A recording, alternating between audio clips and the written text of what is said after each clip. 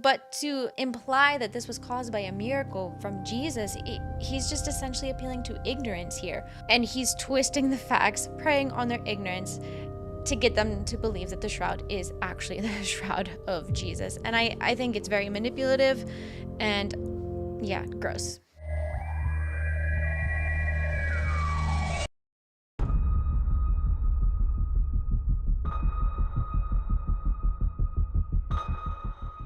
The presenter was Russ Breault. I'm sorry if I'm mispronouncing his name, but he is the founder of The Shroud Encounter and is an author, speaker, educator, and international expert. He has appeared on the History Channel, CBS, ABC News, etc. He is apparently a very big name when it comes to the Shroud of Turin. Like, when I say the expert on the matter, I'm talking about the absolute expert on the matter. I now realize, after listening to his presentation, that is probably a self-proclaimed title. He's not actually an expert on the shroud, besides using it to push a specific narrative about Christianity and Christian beliefs. Oh, look, his own mission statement is about indoctrinating children. Oops, sorry. That says to advance the knowledge of the shroud to a new generation. Same thing. To give you an idea of what the presentation was like, because I'm going to share some of the visuals, but not all the ones that he had. But I want to show you this very outdated clip teaser of what people actually pay him to present. Could an ancient Jewish linen cloth be the actual burial shroud of Jesus? Could the Shroud of Turin be a document of the crucifixion? Is that even possible? Or is it nothing more than a medieval hoax? For hundreds of years, this ancient linen cloth, etched with the faint image of a crucified man, has mystified millions. It continues to speak from centuries past, challenging us to unlock its many secrets. Nearly every scientific regimen has been employed to unravel the mystery, and yet it remains unsolved. Shroud Encounter is a dramatic big-screen experience. Each clue is revealed and examined like a CSI investigation, leading deeper into its maze of mystery and intrigue. Explore this profound enigma with Russ Breault, one of the world's leading experts, captivating audiences from coast to coast and featured in numerous documentaries seen on History Channel, Discovery, and CBS. Don't miss Shroud Encounter. Anyways, I went into this presentation expecting some very top-notch research and unbiased analysis. I mean, if you're going to call yourself an expert on something, I do expect unbiased analysis and critique.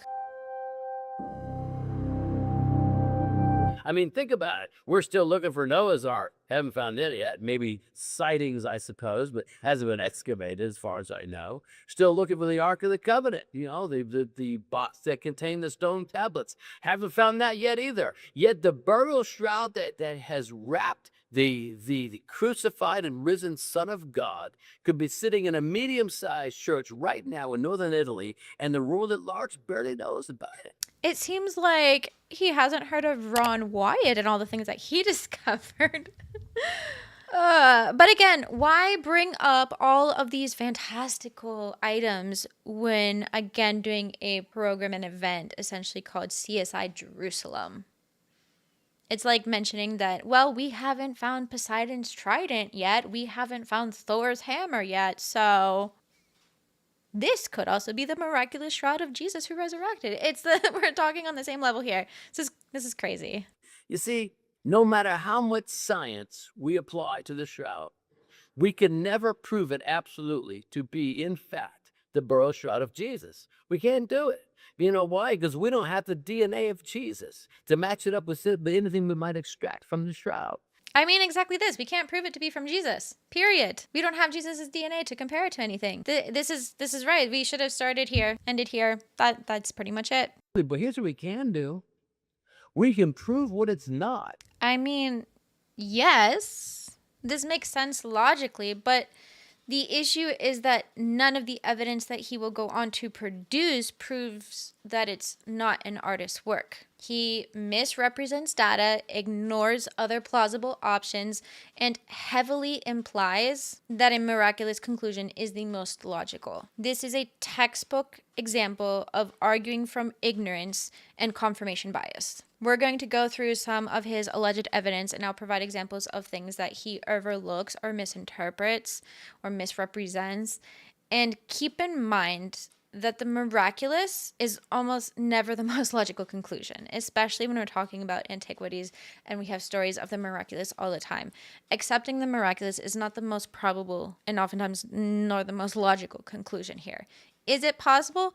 Yes, but it defies everything that we know about the natural world. So I'm not saying that it's not an option, but we would need to have overwhelming evidence that this is the most logical conclusion. But instead, what we're going to do is show that we have a lack of evidence and then just stick a label on it and call it miracle of the resurrection to explain our gap in knowledge. The shroud poses a really, really important either or proposition. And that's this. Either the Shroud of Turin is the authentic burial shroud of Jesus, or it's not. And if it's not, then what is it? If it's not authentic, then it must be the work of an artist, or it must be the work of human effort somehow, some way. Now, here's a crazy idea. I think the shroud is authentic. Not authentically the shroud that Jesus was buried in, but an authentic medieval creation made by humans.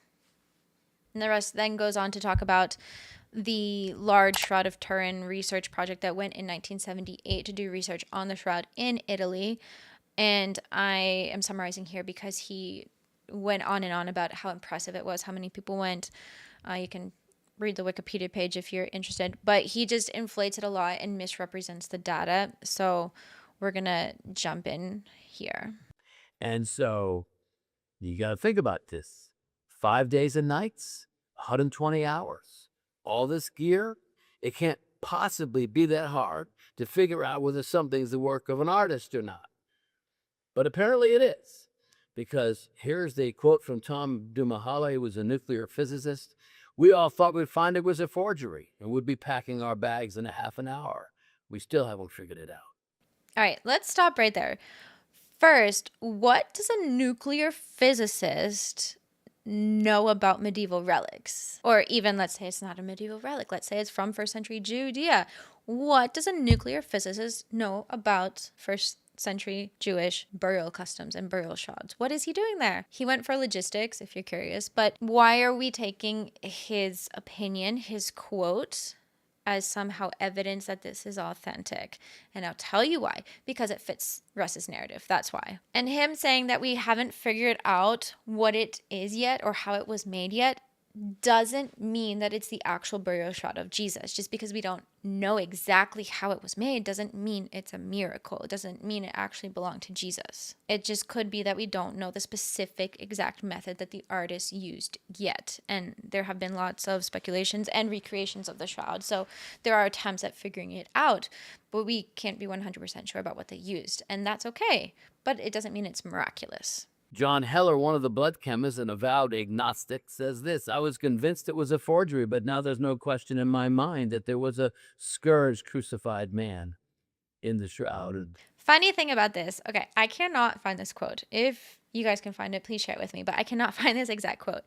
I don't know where he got it from. And John Heller was part of the project, yes, but he did not actually go with the group to Italy, which was what this guy went on for a few minutes about, like how they took all this equipment and everything. John Heller didn't even go with the team. He worked, I guess, in labs in the States or something. But that's a very interesting misrepresentation of the facts. And also, he is not agnostic. And he's framing this quote as, well, an agnostic believed this. And it was just so impressive that, you know, it convinced an agnostic. And that's not what happened. Okay, he was not agnostic. This is just incredibly manipulative and disingenuous on Russ's part. And I honestly don't know how he can get away with sharing such blatantly obvious lies and misrepresentations at such an international and acclaimed level. Like, this is disgusting to me. But here's what I found about John Heller, though, and this is from Christianity Today, and it was published in 1983. Okay, it says, John H. Heller, Southern Baptist, agnostic, you say? Agnostic? No. Southern Baptist and biophysicist, does not particularly care whether the Shroud of Turin is the authentic burial garment of the crucified Christ. Quote, "My belief in Christ is an article of faith, and I see no reason to extend that faith to a piece of cloth. It is not required." My respects to him and his understanding that it is faith and it's not based in evidence, but this is not what Russ is claiming here in his presentation. What Russ is doing with this presentation is spreading lies and misrepresentation, and it's disgusting. In the official conclusion of the Shroud Project, written in 1981, all scientists are in agreement with this statement. We can conclude for now that the shroud image is that of a real human being, of a scourged, crucified man. Great. So everyone who worked on the shroud thought it was a real person. Did they think it was specifically Jesus? No, that's not in the quote, but that's what you're implying, Russ. Again, he's using these quotes very slyly, very manipulatively. Manipulatively? Is that a word? I don't know. He's being manipulative about it. But interesting point. Do you know who didn't go with the group to Turin to work on the project? Art historians, archaeologists, textile historians. You know, people who could actually speak to the artistic techniques and methods that were potentially used on this item, specifically in reference to the massively popular and lucrative relic creation in medieval times. You know, all those people, they didn't go to work on the Shroud of Turin. Yet here is Russ claiming that we can prove that the shroud is not made by an artist, not made by human hands, based on claims from who? Not art historians, not artists, not textile historians. No. Based on claims from physicists, chemists, engineers, etc. People who know nothing about art history. For anyone interested, I listened to a lecture from Nicholas Peter Lee Allen, and he has very interesting insights into specifically the history behind medieval relics and how he thinks the Shroud of Turin was made. And it really aligns with the popularity of relics and everything. And I found that incredibly interesting. And I think it's something that Christians conveniently overlook or don't look into. And I think that would really talk to how the shroud was a relic and not the actual shroud of Jesus. But he specifically highlighted how much money the relics made for the churches. And something like the Shroud of Turin that had the full image of Jesus, allegedly, it would have made so much money for the church. And I did, actually. But that would have been someone to take with them to evaluate the shroud. But, you know, I digress. It is not the product of an artist. The bloodstains are composed of hemoglobin and give a positive test for serum albumin. Well, the plot certainly thickens now. Yeah, about this. The tests that were done in late 70s concluded that it might be blood, but it doesn't have to be human blood. In fact, a recent issue in the Forensic Science International Journal explains that the methods that they used in the 70s to identify these things in the blood, the methods that they used can result in reactions with many different species, the blood from different species, not just humans. So it could have been blood from, let's say, a pig or something like that. And that blood reacted to the methods that they used for identifying it, and they just assumed that it was human blood.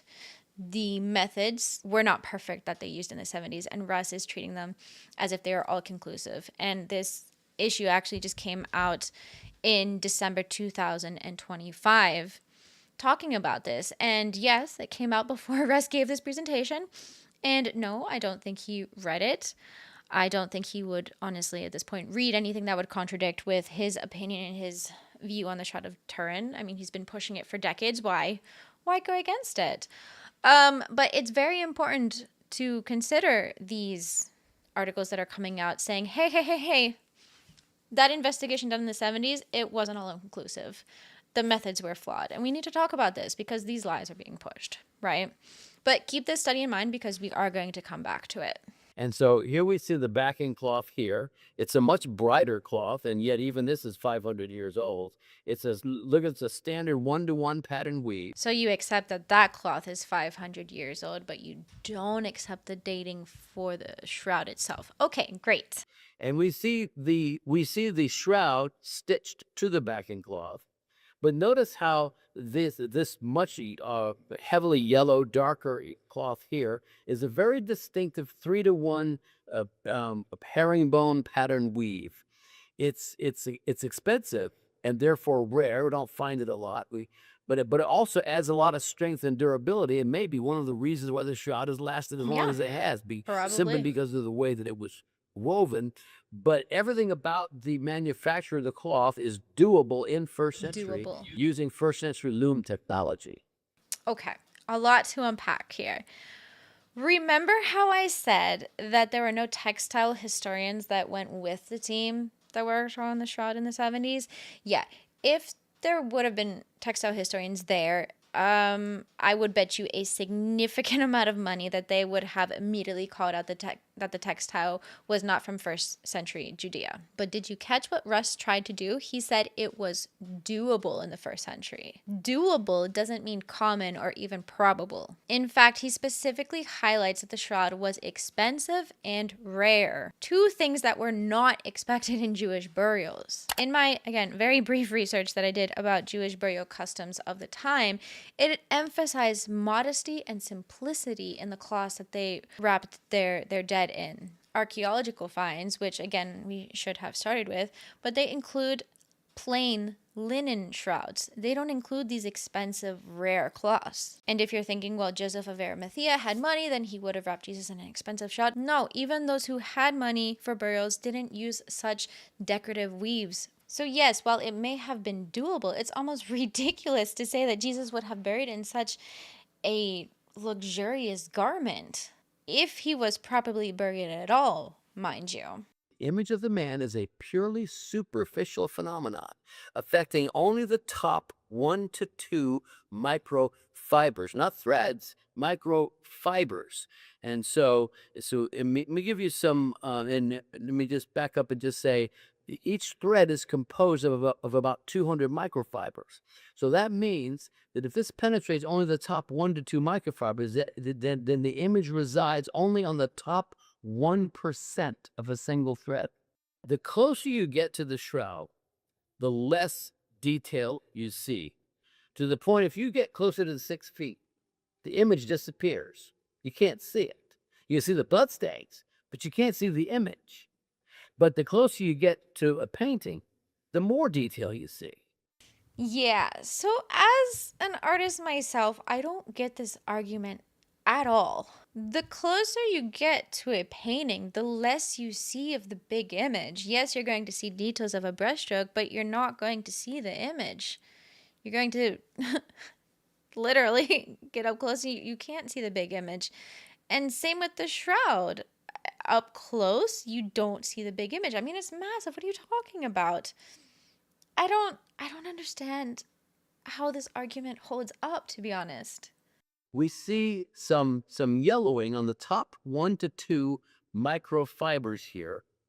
And the best chemistry we have is that something has caused the accelerated dehydration and oxidation of the cellulose fibers composing the linen cloth, but only in those areas immediately surrounding a body.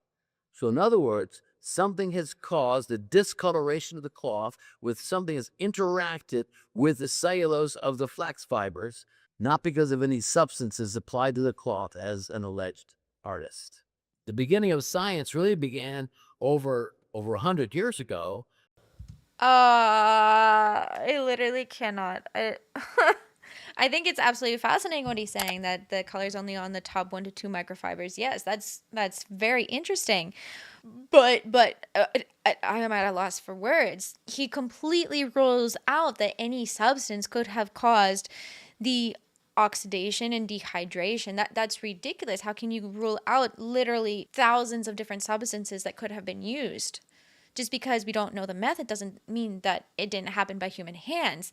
And then to say that science didn't begin until 100 years ago is just a complete slap in the face to centuries of advancement and people like Da Vinci, who created inventions and incredible art in the Middle Ages. I mean, he's completely ruling out use of abnormal substances that aren't paints just because I don't even know. I feel like this is a very hard concept for us to grasp, but artists don't just use paint. They work with all types of mediums: photography, metal, charcoal, and yes, even blood.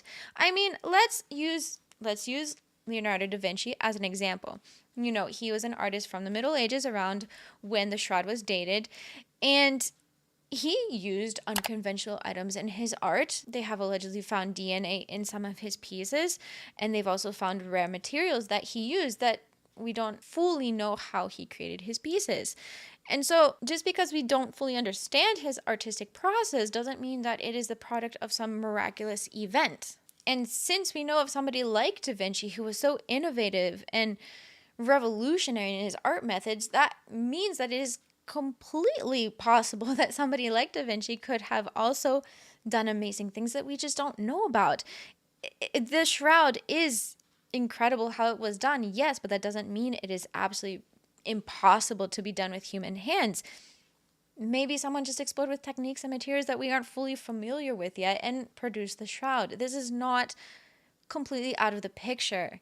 And just because we don't understand how the process was made doesn't mean it didn't happen. Remember, Russ said that he was going to prove that it was not created by an artist. But what he has proven to me is that he doesn't understand about art. He doesn't understand that people can use unconventional materials. The only thing that he's mentioned is paint and brushstrokes.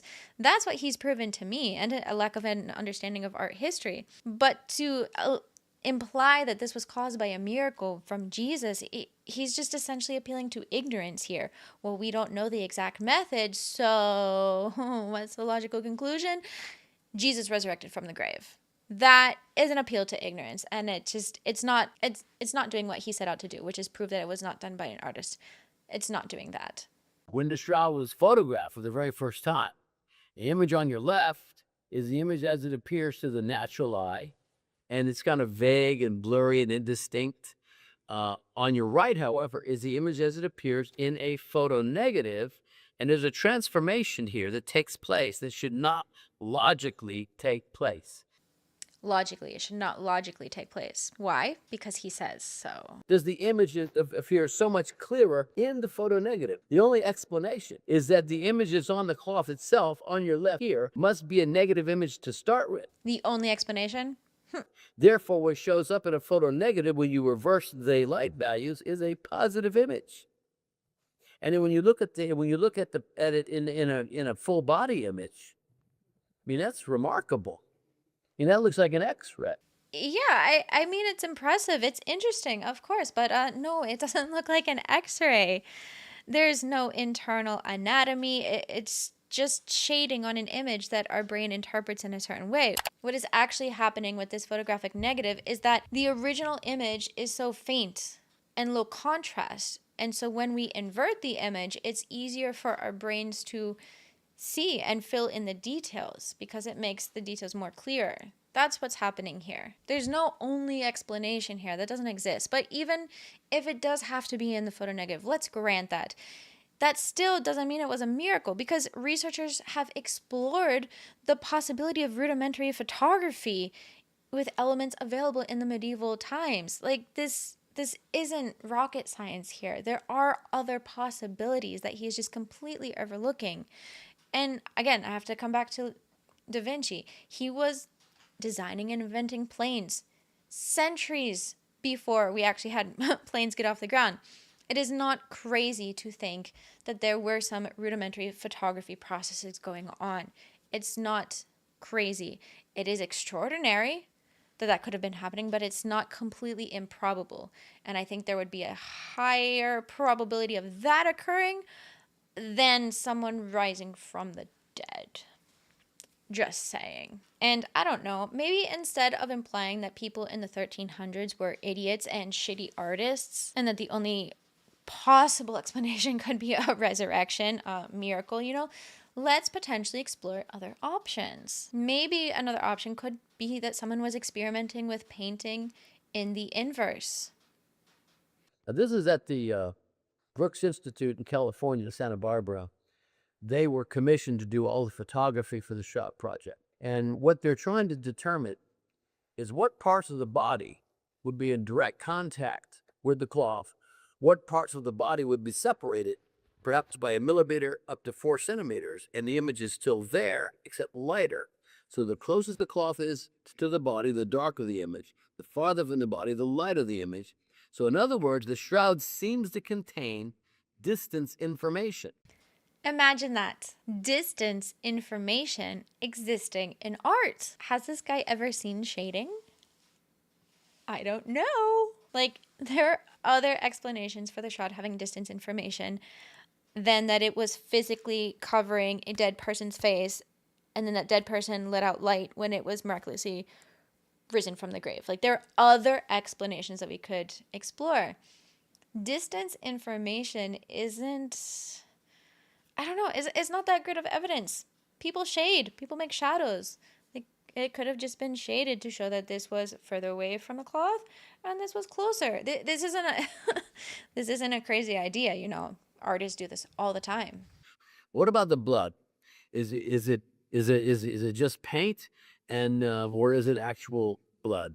Well, in fact, the blood stains test positive for 13 different blood components, including bile, bilirubin, serum albumin, hemoglobin, and others. In fact, the now bilirubin is very interesting. Bilirubin is a breakdown component of the red blood cells that occurs during conditions of severe stress. And I think maybe crucifixion would qualify. Dr. Alan Adler, another one of the blood chemists, he says the blood marks seen on the shroud are consistent with a contact transfer to the cloth of blood clot exudates that would have resulted from major wounds inflicted on a man who died upright as a result of crucifixion. What we see on the shroud is not painted blood. It's not blood put on there by an artist with a brush. Nor is it fresh blood, as if someone was just, sustained all these wounds and then immediately wrapped in a shroud. It's not what we see. What we see on the shroud is literally the exudates of wounds that are in the process already partially clotted. While this sounds very compelling and interesting, it's still a misrepresentation of what the analysis actually found and what it can actually prove. High levels of bilirubin is not indicative of a crucifixion death, not even necessarily of a traumatic death. High levels of bilirubin can be present with any trauma, disease, or even post-mortem chemical changes. It's not exclusive to some kind of traumatic death. It can occur in traumatic deaths, yes, but the levels of bilirubin that he's talking about doesn't automatically mean that it was a traumatic death. For example, they could be in a body of someone who has liver disease or just normal chemical breakdowns in a body after death. It's fairly normal. It does not mean that somebody died traumatically. We also, again, have to remember that the shroud has been contaminated for centuries. It has been handled for centuries. So to even claim that the bilirubin is directly a result from the crucifixion is quite honestly ludicrous. And again, let's go back to the article from the Forensic Science International Journal. It highlights that the analysis done in the 70s could not reliably quantify the amount of bilirubin that was on the shroud, nor were the scientists able to distinguish between actual stress-induced bilirubin and normal blood. This article again goes on to explain the limitations of those tests that they performed in the 70s, and it explains that there's no real reliable method that proves trauma-related chemistry in the blood.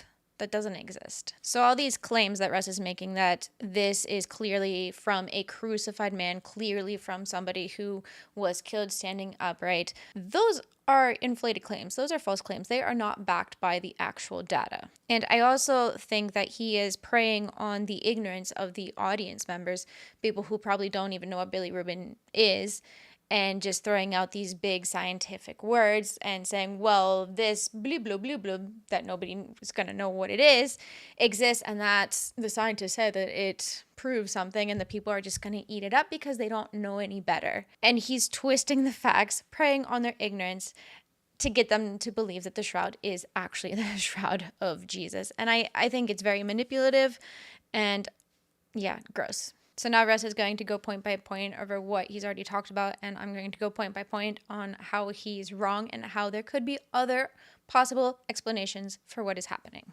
So it's superficial, penetrates only the top 2 microfibers.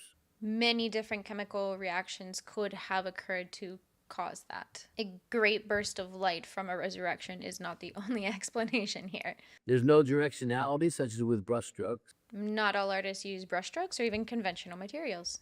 There's no outline to the image. And not all artists use outlines. There's no cementing of the fibers as with paint. It's uniform in intensity, top to bottom, front to back. You think you need a piece of technology to do that.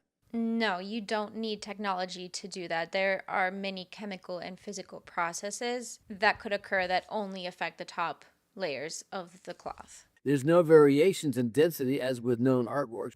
Again, not all art methods and techniques produce density variations.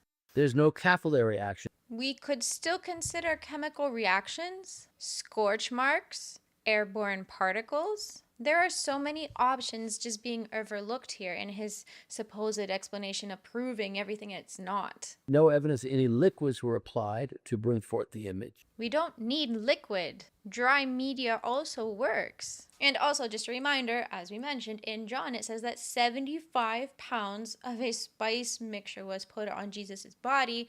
So, yeah, we should actually see some liquid on the shroud if the Bible is allegedly true and if the shroud is true. There's no paint binder present, nothing to bind any substance to the cloth. And many oxidation and scorch-like processes also don't leave any binder on the material. We're not talking about the only possible explanation being a miracle. We have multiple other options that we're ignoring here. It's a negative image with distance information encoded. Again, shading exists, Russ. Shading exists. It's blood from actual wounds. Yeah, that's not proven. The 2025 report explained that there's no way to prove that that blood was caused from actual trauma wounds. It's human male DNA. We found that out in 1995, analyzed the DNA from a blood particle from the back of the head, and very degraded. You can only determine that it's human male, and that's about it. We can only determine that it's human male. Yeah, again, no, Russ, you're wrong. This article from 2025 that you should have read before doing this presentation, it says that there was actually both male and female DNA found on the shroud. The 1995 analysis that he is talking about didn't account for all of the centuries of handling, kissing the shroud, carrying it around, all of the contamination. The analysis didn't account for that, and so he's going off of very inconclusive and unreliable results and saying, well, it has to be male DNA. He doesn't give all the details that were also involved in the analysis, just glosses over that. Has to be male DNA. That's what they said, even though other people proved it wrong already. Nope, it's male. Has to be Jesus. That's what we're doing here, and it's so misleading. But it makes no sense if it's the work of an artist. I mean, could you imagine crafting a whole pattern of bloodstains and then trying to craft your image around that later? It would be ridiculous. Actually, yes, I absolutely can imagine that. The idea of creating art and images from, splotches or brushstrokes, it's actually very common, and I would love to try it out. It's an art form. People do it. It's not this crazy idea. No one would do it. I don't even think you could do it. Just because you have no understanding of art, Russ, doesn't mean that it is impossible. There's nothing similar before it, nothing similar after it. There actually have been several people who have replicated the Shroud of Turin using a few different methods. For example, rudimentary photography and pigment rubbing. We have recreated the shroud. Perhaps not exactly as it was, but there have been similar things after it. Again, it being the work of an artist isn't impossible. It hasn't been ruled out. You haven't proven that it's not the work of an artist. You've just appealed to ignorance repeatedly. That's all you've done here, Russ. Anyways, I hope you guys enjoyed my incredibly long rant about the Shroud of Turin. I'd love to hear what you guys think about this. And so please leave your questions and comments down below. This is a topic that I'm extremely interested in. I have to say I'm not a historian, so all of my research is, surface level. I have not studied this in depth, but I'm very interested in it. So if you guys have more resources or more insights into things like textile history and everything, love to hear that. So please leave your thoughts and comments down below. Make sure to hit that like and subscribe button so you know when I release my next video. And until then, question everything.